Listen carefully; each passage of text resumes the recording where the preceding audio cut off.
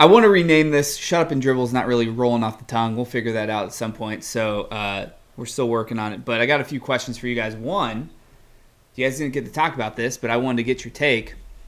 Leo Messi, Ballon d'Or winner. Boo. Just give me a quick, do you agree, do you disagree, who should have won it? Right off the top. Nick, let's go to you. How does Haaland not win that? I mean, this 8th one was like a lifetime achievement award. That's really what it was. I mean, Yeah, it's always what it is.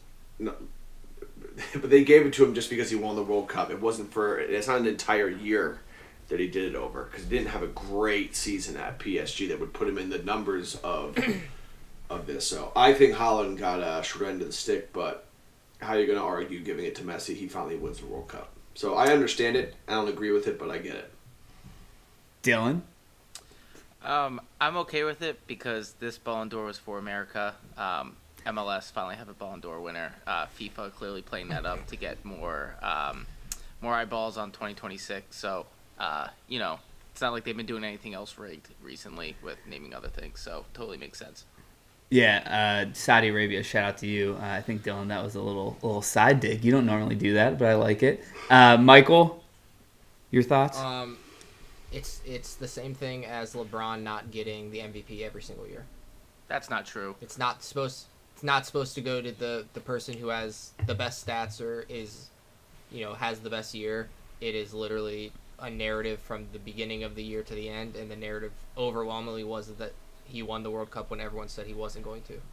So, I also don't care. No one cares about the Ballon d'Or. I don't Ronaldo know. does. Ronaldo does. Exactly why no one cares about it, because that's literally like it's the same thing as like your 10-year-old kid coming up and saying something to you. Take it with the same amount of like honesty and sincerity as Ronaldo saying it. Yeah, tough scenes. I don't know. I don't mind Messi getting it. I do like that 20 years from now when they do the breakdown of what leagues have won the most Ballon d'Ors. It's 1-0 MLS on Liga MX. That's all I know. Mostly because we won't win a second one, and I don't think they'll win one. But 1-0. All right, my second question. We're just talking about the Browns. Before we jumped on, we were kind of chatting about the state of affairs for the Giants that the Tuckers are fans of. Guys, it's your bye week. Do you want your all-pro Hall of Fame tight end going to Argentina mid-bye week? What are we doing? Absolutely. I have a follow-up to this. And I have a follow-up to this once we're done discussing this. If you have a chance to see the concert of a decade, even a century, some might say, you go and do it. Not to mention, I don't know if you saw the highlights from last night. She's putting on a private show just for Travis Kielce. Like, you absolutely leave. It's unbelievable. Yeah. He's getting serenaded at the bar by his girlfriend right now, and the bar is a huge stadium where River Plate plays. It's just insane. And they're changing lyrics to songs. Well, yeah, you're stealing my thunder here because I had a pretty decent transition going into the Chelsea game. Nick, what was your follow-up? We were discussing this the other night. We said an over-under on the relationship, and we landed on June 18th as setting the line. Really? Oh, do you know what June 18th is? No. It's my birthday. Oh! Well, it's also my other friend's birthday, so that was I want to know what you guys think, because we were looking at tour schedule, we were looking at game schedule, like OTAs and everything. Over under the relationship will end before June 18th, or it will go past June 18th. Michael, you haven't spoken on this yet. What do you got here? I mean, hold on. Like, you're trying to tell me he's not in love?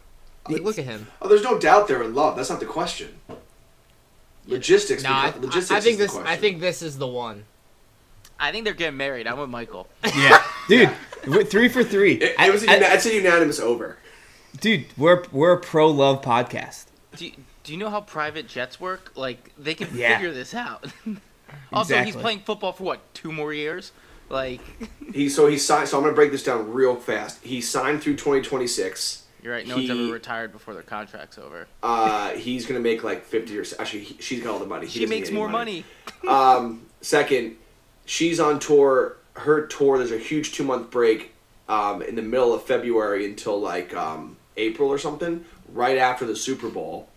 And then she's in, and that's when she's doing all of her like Asian Pacific, like the swings in Asia and everything, in Singapore and stuff. Then she's in Europe, which is much easier to get to, or more common to get to, whatever I guess for him. And it could work if they can make it. If they can make it after this through the football season, it's a lock. They're getting married, 3 kids, not even a question. 3. Dylan, this is for you. No, this is a question for you because I think you have the most knowledge on the like the albums and her discography, right? If this is true, if we're right, if this is love and they get married, the music's gonna suffer. No, absolutely not. You don't think so? Why would it suffer? Because there's no breakup songs? There's no breakup songs. There's no angst. Lover? Lover is literally a song filled with like love ballads for the most part. But like there's, if anything, if you want to say it's more sad songs, I think we'd be doing better by having a happy album that would be all about how much you love someone. Plus there'd be football puns, like who doesn't love that? Like she hits every single genre. We can move into like it doesn't matter. It's gonna be a jam. I think I want to believe that too, and I think we're in a time and a state where a happy album's kind of what the country needs. Taylor Swift and Travis Kielce might bring us all together. Make sure you go get your 2 shots, flu and COVID, by the way. Travis Kielce told me to say that.